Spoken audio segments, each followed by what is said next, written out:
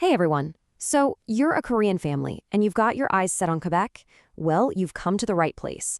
We are going to break down everything you absolutely need to know to make this move a success. Think of this as your survival guide. I bet you can already see it, right? Strolling down those beautiful Montreal streets, that cool European vibe, a totally new life for your family. It's an amazing dream. But, and this is a big but, to turn that dream into reality, there are a few things we've got to talk about right up front. Before we even touch on schools or jobs or any of that stuff, you need to understand there's one golden rule. Seriously, it shapes everything in Quebec. And getting this one thing right, it's the absolute key to whether you're going to thrive or just survive. All right, so here's our game plan. We'll hit that mandatory French rule, and don't worry, all the help you can get to learn it. Then we'll dive deep into Quebec's unique school system and that huge public versus private debate. And finally, we'll tie it all together for your future. Okay, let's get one thing straight right away. Quebec is not just another province in Canada. It is the one and only official French-speaking or francophone province. And this isn't just a fun fact for a trivia night. It is protected by law, and that changes everything for a family moving there. And that legal protection, it brings us right to the heart of it all. You're going to hear these names a lot, Bill 101 and the newer Bill 96. And let me be clear, these are not gentle suggestions. These are the laws that dictate how language works in pretty much every part of life there. So what's the big deal with these laws? Well, they basically make French the official language for everything. Government, your job, and here's the big one for you as a parent, education. For almost all new immigrant families, this means your kids have to go to a French school. It's not a choice you get to make. It's just the law. You know, an immigrant said something that just hits the nail on the head. You can spend money in English, no problem, especially in a city like Montreal. But to earn money? Whoa, that's a completely different story. Just picture it. Job interviews, meetings with your boss, emails to your team, that's all going to be in French. If you want to build a real career, French is not a nice to have, it's a must-have. Okay, I know that probably sounds a little scary, right? But here's the flip side, and it's some really good news.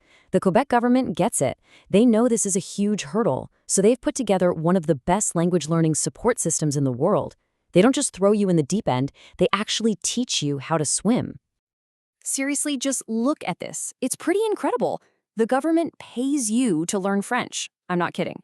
If you study full-time, they'll give you a stipend, something like $800 a month. And help with daycare. If you can only manage part-time, they'll still chip in for your transportation and daycare. It's like they thought of every possible excuse you could have for not learning and said, nope, we've got you covered. But you know how the saying goes? There's no such thing as a free lunch. And while the government is giving all this amazing help to adults, parents find themselves staring down another huge, complicated, and potentially expensive decision. And that's all about their kids' schooling. Yeah, this is where things start to look really different, not just from what you might be used to in Korea, but even from the rest of Canada. Quebec's education system follows its own unique map, and you're going to need to know the route. All right, let's walk through it. So you've got 6 years of primary school, pretty standard. But then high school, or secondary school, is only 5 years. It ends after grade 11. So what's next? Well, almost everybody goes to this thing called CEGEP. Think of it as a bridge between high school and university. It's a 2- or 3-year program, and it's a really crucial step before you head off to do a 3-year university degree. You can't really skip it. Okay, so you understand the path, but now comes what might just be the most stressful decision you'll make as a parent in Quebec. Public school or private school? And trust me, the answer is way more complicated than you'd think. Let's just start with the raw numbers, because this is a jaw-dropper. A study from the University of Montreal tracked university admission rates. For kids coming out of regular public schools, only 15%, okay? Now for kids from private schools, 60%, 60. That is a gigantic, life-altering difference. I mean, a 45-point gap. What on earth is happening here? To really get what's behind those numbers, we have to go beyond the stats and listen to the people who are in the trenches, the parents making these choices every single day. So you hear this a lot from parents on the private school side of things.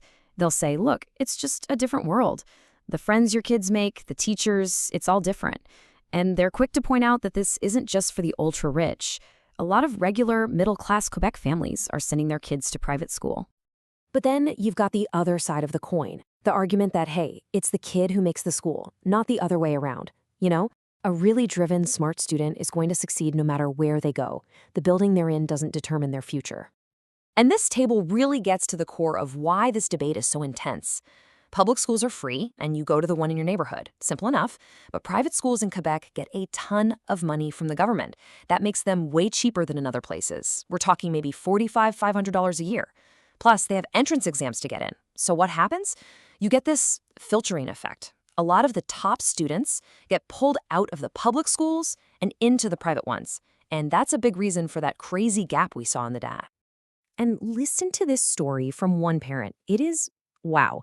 They said they saw teachers who worked in public schools sending their own children, all of them, to private school. And for that parent, that was all they needed to see. It was like, okay, I know I made the right choice. But the conversation isn't over, because there's a really strong case to be made for public schools, too. We heard from someone who went to a great public school, and they said, you know what? I was exposed to so much more diversity, all kinds of people from all walks of life. And for them, that experience was priceless for building character and learning how the real world works. All right, we've talked about the must-learn French. We've waded through that really tough school debate. So let's bring it all home. What does all of this actually mean for you and your family as you're trying to make this huge decision? Okay, let's just boil it down to the absolute essentials. 1, French isn't optional for your job or your kid's school, period. 2, the good news is the government will literally pay you to learn it. 3, the school system is different. Remember that 5-year high school and then cégep? And 4, that public versus private school choice is a really big deal with a massive gap in results that you just can't ignore. So in the end, that's Quebec. It's this incredible mix of opportunity and, well, challenge. The government hands you the tools, but it's on you to embrace a whole new language and figure out a really complicated school system. So the big question, the one that only your family can answer, is, are you ready for it?